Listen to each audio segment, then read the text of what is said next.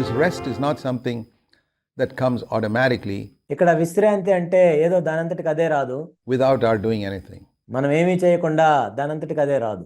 The two mistakes that Christians make క్రైస్తవులు చేసే రెండు తప్పులు ఏంటంటే, is in this particular realm ముఖ్యంగా ఈ విషయంలో is to believe that God will do everything, I have to do nothing, ఒకటి ఏంటంటే దేవుడే సమస్తం చేస్తాడు, నేను ఏమీ చేయాల్సిన అవసరం లేదు, or I have to do everything and it all depends on me and not upon God.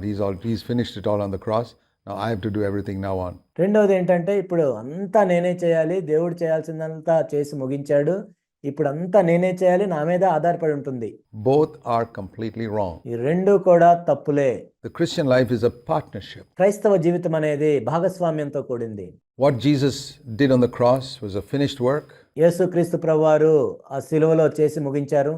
But I don't get the benefit of that finished work till I take his yoke upon me. ఆ కాడిని నేను ఎత్తుకునే వరకు కూడా ఆయన శిలువలో ఏదైతే చేసి ముగించారో దాని ఫలితాలను నేను పొందలేను. What does it mean in verse 29? Take my yoke upon you. I mean, unfortunately, now in the cities, we hardly ever see. ఏంటి దీని అర్థం? 29వ వచనంలో ప్రభు చెప్పినట్లుగా నా కాడిని మీ మీద ఎత్తుకోండి అంటే, ఇప్పుడు మనం పట్టణాల్లో ఈ దృశ్యాన్ని చూడట్లేదు. Two oxen plowing a field. రెండు ఎద్దులు పొలం దున్నుతున్నట్లయితే, It's all tractors nowadays. ఇప్పుడైతే ట్రాక్టర్లు పొలం దున్నుతున్నాయి. But in Jesus' day, and even today in the villages of India, యేసుక్రీస్తు ప్రభువారు ఉన్న దినాల్లో ఇప్పుడు కూడా భారతదేశంలో అనేక గ్రామాల్లో మనం చూసినట్లయితే we see oxen plowing the field. రెండు ఎద్దులు పొలం దున్నుతున్నట్లుగా మనం చూస్తాం. A yoke is on the neck of the two oxen, ఆ రెండు ఎద్దుల మీద ఆ కాడి ఉంటుంది. and they plow the field together. ఆ రెండు ఎద్దులు కూడా కలిసి నడుస్తూ ఉంటాయి. And when say an ox dies and they get a junior ox to take the place of the dead ox. ఉదాహరణకి అందులో ఒక ఎద్దు చనిపోయింది అనుకుందాం, ఆ తర్వాత ఒక అనుభవం లేని ఎద్దును తీసుకుని వచ్చారు. The senior ox has to teach the junior ox కాబట్టి అనుభవం కలిగిన ఎద్దు ఇప్పుడు అనుభవం లేని ఎద్దుకి నేర్పించాలి how to plow a straight furrow. నేరుగా తిన్నగా ఎలా పొలం దున్నాలో. And we could say the senior ox tells the junior ox, if it could in language. ఒకవేళ ఎద్దులకి భాష వచ్చినట్లయితే అనుభవం కలిగిన ఎద్దు అనుభవం లేని ఎద్దు ఈ విధంగా చెప్తూ ఉంటుంది, Learn from me. ఎలా దున్నాలో నీకు తెలియదు, నా ఎద్దు నుండి నేర్చుకో. You don't know how to plow a straight furrow. తిన్నగా ఎలా దున్నాలో నీకు తెలియదు. But if you take my yoke upon you, I've got enough experience here. నా కాడిని నువ్వు ఎత్తుకున్నట్లయితే నాకు చాలా అనుభవం ఉంది. I've done this for years. అనేక సంవత్సరాలు నేను ఈ విధంగా చేస్తూనే ఉన్నాను. Now you're just coming in to learn it. Learn from me. ఇప్పుడు నువ్వు నేర్చుకోవటానికి వచ్చావు, నా ఎద్దు నుండి నేర్చుకో. Take my yoke upon you. నా కాడి నీ మీద ఎత్తుకో. And make sure you don't rush ahead of me or lag behind when I move forward. నేను ముందుకు వెళ్తున్నప్పుడు నాకంటే నువ్వు ముందు వెళ్ళకూడదు, అలానే నాకంటే ఎంతో వెనక కూడా ఉండకూడదు. Walk in the same pace with me, step by step. నేను ఏ విధంగా అయితే వెళ్తున్నానో నీవు కూడా అదే వేగంతో అడుగులు అడుగు వేసుకుంటూ రావాలి. And make sure you don't veer off into some other direction. నువ్వు వేరొక మార్గంలో వెళ్ళకూడదు. Stick with the direction I'm going. నేను ఏ మార్గంలో వెళ్తున్నానో నువ్వు కూడా అదే మార్గంలో రావాలి. And you will find perfect rest. అప్పుడు నీవు పరిపూర్ణమైన విశ్రాంతిని పొందుతావు. You'll be able to do a great job. You won't be doing a zigzag furrow through the field. It'll be absolutely straight. అప్పుడు నువ్వు తిన్నగా వెళ్తావు, లేకపోతే గజిబిజిగా గందరగోళంగా అటు ఇటును వెళ్ళవు. That's the picture here. అదే దృశ్యాన్ని మనం ఇక్కడ చూస్తూ ఉన్నాం. Take my yoke upon you and learn from me నా కాడి నీ మీద ఎత్తుకొని నా యొద్ద నుండి నేర్చుకో. how to walk straight and upright without any crookedness. తిన్నగా ఏ విధంగా వెళ్ళాలో, వంకరగా కాకుండా తిన్నగా ఏ విధంగా వెళ్ళాలో అప్పుడు నేర్చుకుంటావు. Trust me, I am a partner with you. Isn't that wonderful? కాబట్టి నన్ను నమ్ము, నేను నీతో భాగస్వామినై ఉన్నాను. ఇదంతా చూస్తే ఎంతో అద్భుతంగా ఉంది కదా.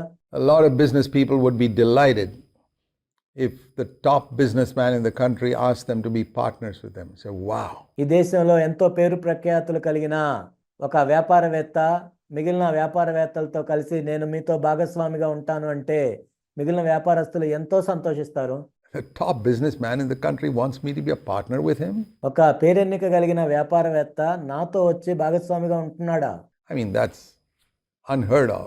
Top businessman would not come to some businessman who's just starting to do business and say, be a partner with me. And on top of that, ఈ విధంగా ఎప్పుడు మనం వినం. ఒక ఎంతో విజయం సాధించిన వ్యాపారవేత్త కొత్తగా వ్యాపారం ప్రారంభిస్తున్న వ్యక్తి దగ్గరికి వచ్చి నేను నీతో భాగస్వామిగా ఉంటానని ఎప్పుడు అనడు, మనం వినం.